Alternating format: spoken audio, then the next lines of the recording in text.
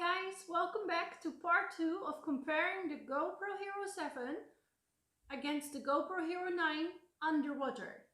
This is the second part of a series where we're testing out different things to see how the GoPro Hero 9 performs and if you should buy it for scuba diving.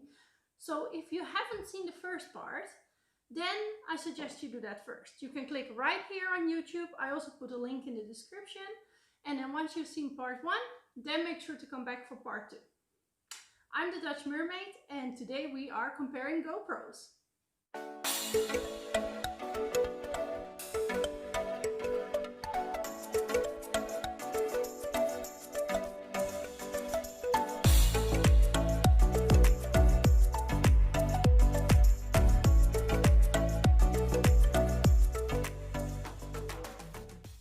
Before we get into our next comparison session, I'd like to address 2 questions that I got. First question was, how deep can these GoPros go? And the quick answer is 10 meters deep, if you have them like this. If you, however, slide them in a housing, and in this case the original GoPro housings, you can take them as deep as 60 meters, which is 196 feet. So I would always recommend, if you take your GoPro diving, put it in one of these housings, because 10 meters, 33 feet, it's not very deep, and why take the risk? The other question that I got a lot was about my dive lights and my dive tray, what brand it was.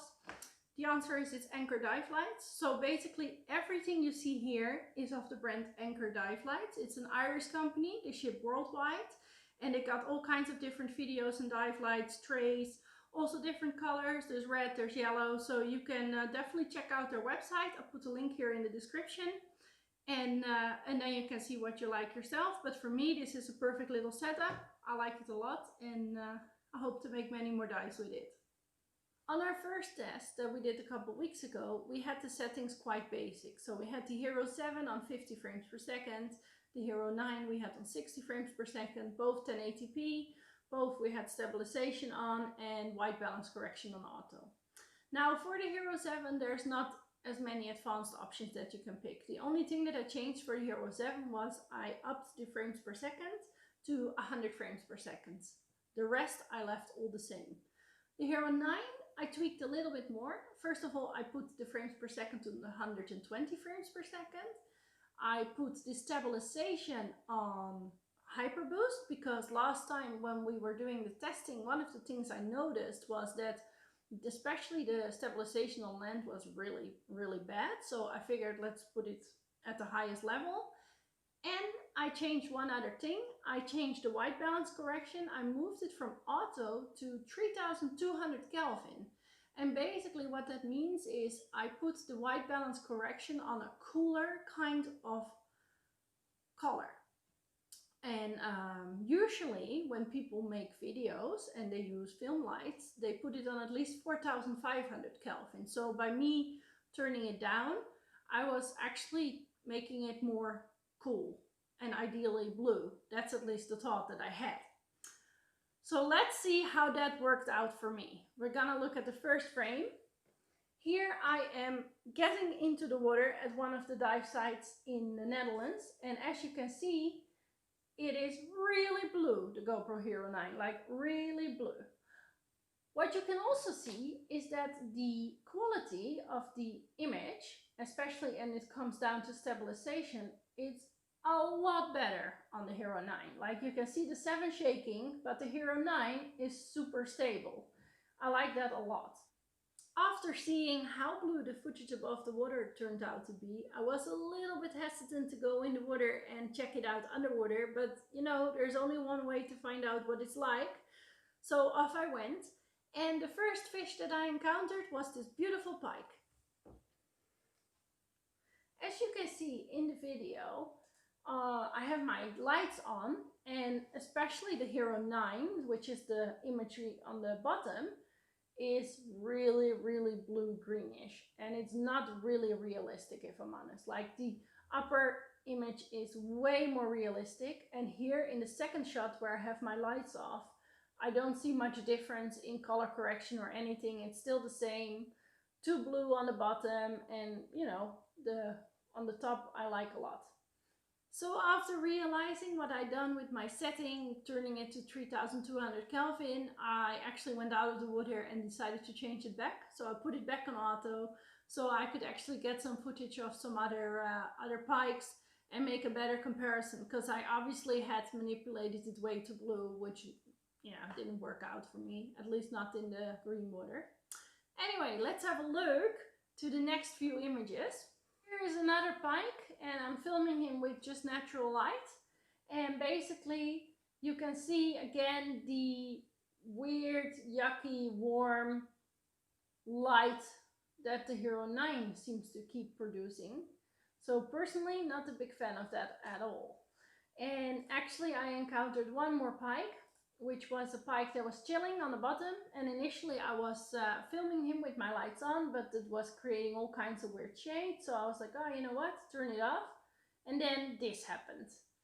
So that pike was definitely not interested to becoming my model. I actually had to swim a little bit backwards. But yeah, I definitely like the GoPro Hero 7 footage more of this situation than I like the GoPro Hero 9 footage. If you disagree with me and you actually like the GoPro Hero 9 footage more, let me know in the comments. I actually really appreciate any kind of feedback. Also, if you agree with me, of course, I also like to hear that. But yeah, let me know which one of these two you like the most. After that dive, I went home and I looked at the footage to contemplate what should I do next. And basically I came to the conclusion I wanted to change two more things. First of all, I wanted to change the auto white balance again, because I really thought it was too much.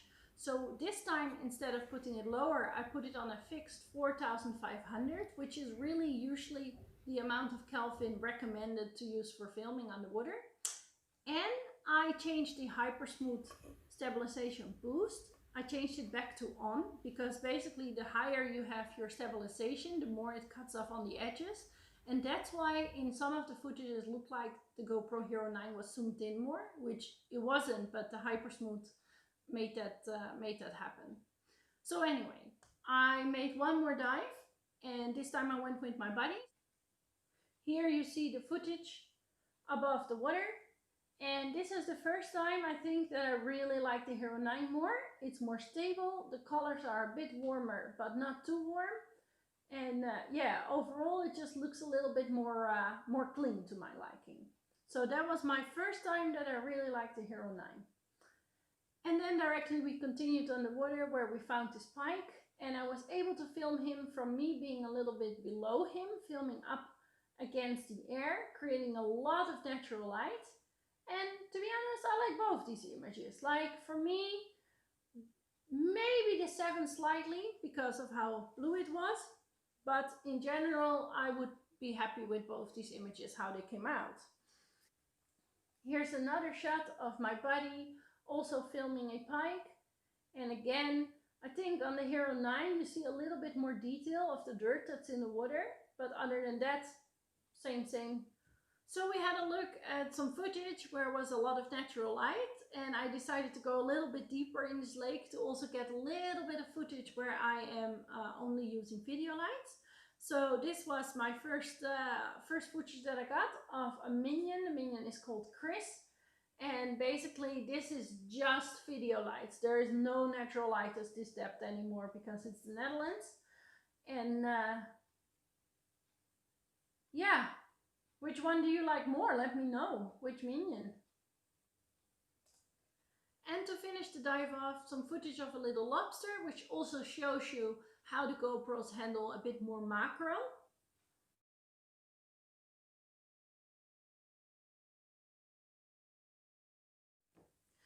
And that's it. That's the footage that I got these few tests. I think what I can conclude is that the 32,000 Kelvin, bad idea. Hyper smooth boost, pretty good, but you lose, your space around the edges. 4500K setting, better. I think I like that a lot. I'm gonna be playing with that a bit more, as well as in blue water, because we haven't been in blue water yet. And something that I started to think about, people were saying, yeah, you should film in a higher FPS, and it got me thinking, because all right, I capture video in 120 FPS, but in general, when you put the video out, you do it in 30 FPS. So all those extra frames, which in general, if you do 120 FPS filming, it means you have 4 times as much frames in a second than if you film in 30 FPS, get lost again when you export your video, when you publish your video. So I did some digging on that, and basically the biggest reason people film in FPS, higher FPS, is because they want to slow down their footage.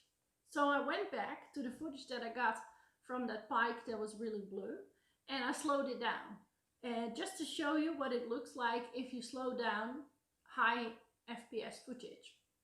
And I personally really like that. It gives you a bit of a cinematic effect. So yeah.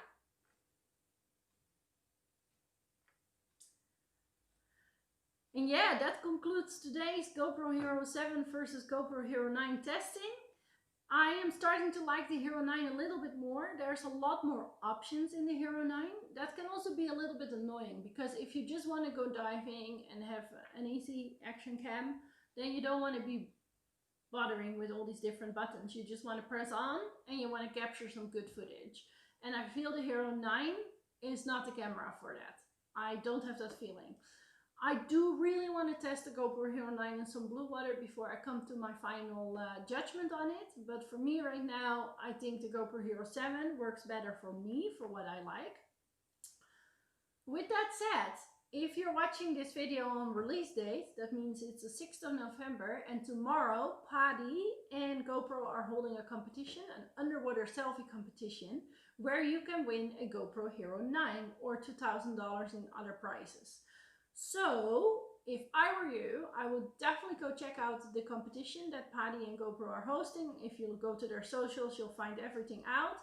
And also on my Instagram and Facebook, I'll be talking today and tomorrow about underwater selfies. So if you don't follow me on Facebook and Instagram yet, I would really appreciate it. On Facebook, I'm Dutch Mermaid, and on Instagram, I'm The Dutch Mermaid. But I'm sure you'll find me. And of course, subscribe if you enjoy my videos. Subscribe here on YouTube, and I hope to see you in the next video. The next video is going to be about scuba diving in Tenerife.